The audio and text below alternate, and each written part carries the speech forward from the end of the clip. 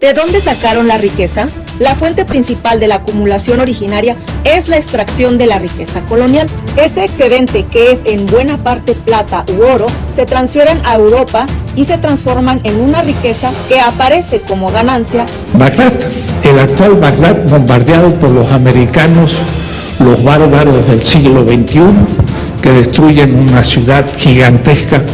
Antes de la conocida fecha de 1492, será China la que explorará las costas de América, además de África y Australia.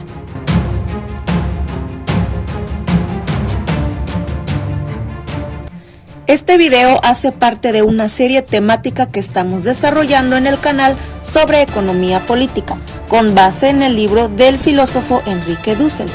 Dejamos la bibliografía en la caja de descripción, además del link de la lista de reproducción de los videos de estos temas. Mi nombre es Perla Tolentino y te damos la bienvenida al canal Absurdo Caritor. No olvides apoyarnos con un like si te agrada el video y te invitamos a suscribirte al canal. El capitalismo mercantil, y rompiendo con la mentalidad eurocentrista. Para romper con las ideas que se nos han inculcado a través de la enseñanza tradicional de la historia, comencemos por aclarar que el capitalismo mercantil no se desarrolló solo en Europa. Nos dice Dussel que se organizó aproximadamente desde el siglo XII. Vamos a tener que ir más allá de Marx, porque Marx no conocía muchas cosas que estamos conociendo hoy. Se pensaba que el capitalismo era solo europeo, pero no.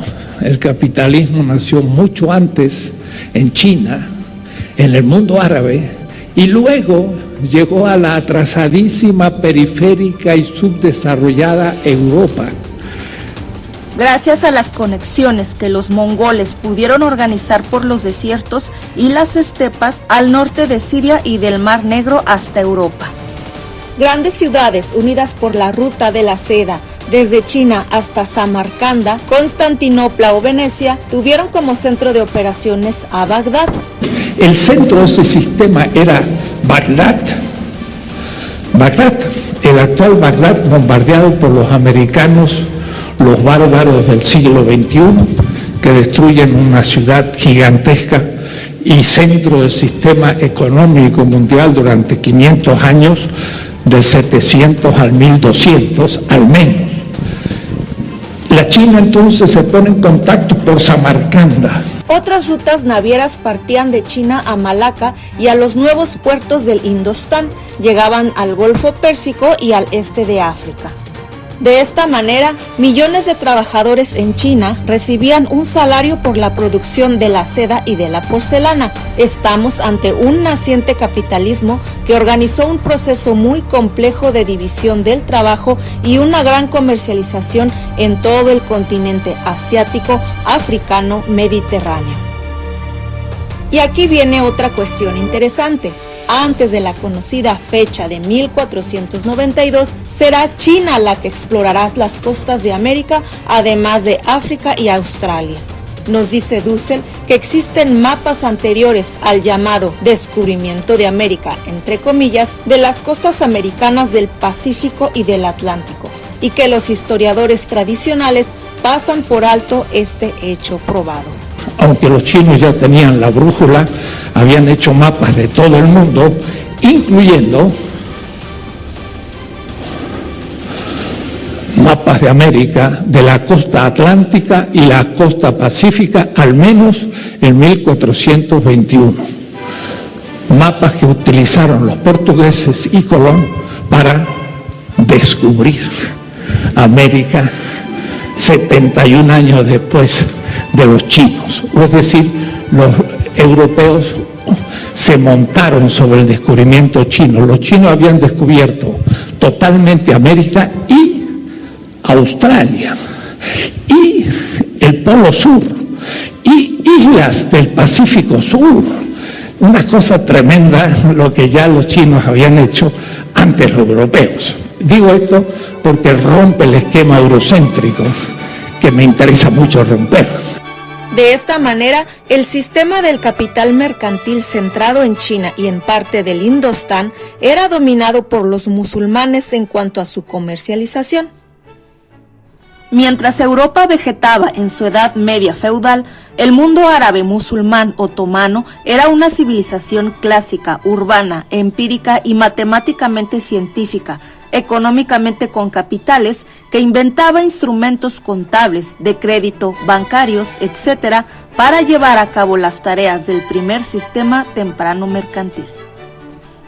Fue la invención de la carabela hasta 1441 que permitió la expansión oceánica de Europa del Sur, la latina y heredera del Califato de Córdoba, primero desde Portugal, conquistando las costas occidentales de África en el Atlántico Sur y a través de las costas del este de África hasta Sri Lanka y Japón, y posteriormente desde España, que llegó a los pueblos originarios de América Latina y desde lo que hoy es México hasta Filipinas, Japón y China.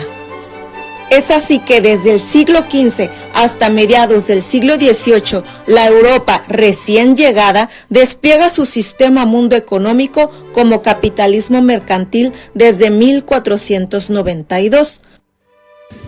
El capitalismo va a empezar realmente con el descubrimiento del Atlántico. Así lo voy a llamar, no el descubrimiento de América. Lo que descubrieron fue el Atlántico. América ya era conocida hacía 50.000 años, pero ahí lo domina. ¿De dónde sacaron la riqueza? La acumulación originaria. La fuente principal de la acumulación originaria es la extracción de la riqueza colonial. En lo que después será América Latina, se producirá la dominación de las culturas originarias.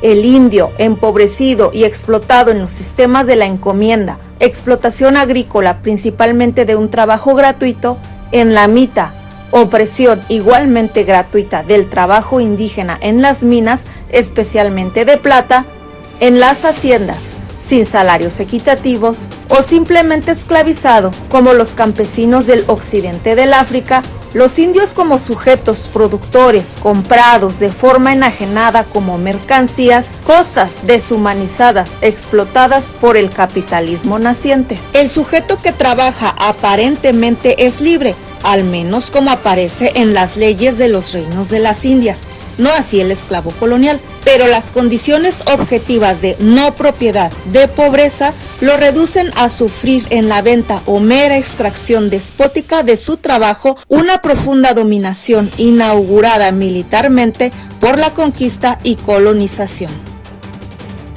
Es así que desde el siglo XV hasta mediados del XVIII, en América Latina los indígenas y los esclavos traídos de África producen un excedente sobre el costo de producción de las mercancías que son obligados compulsivamente a producir.